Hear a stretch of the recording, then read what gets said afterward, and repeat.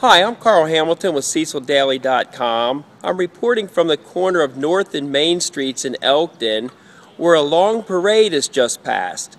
It was part of Singerly Volunteer Fire Company's dedication festivities for its new Station 13 firehouse. About 100 entrants participated in today's parade, including marching bands, classic cars, floats, and fire prevention queens. But for some, one thing stole the show.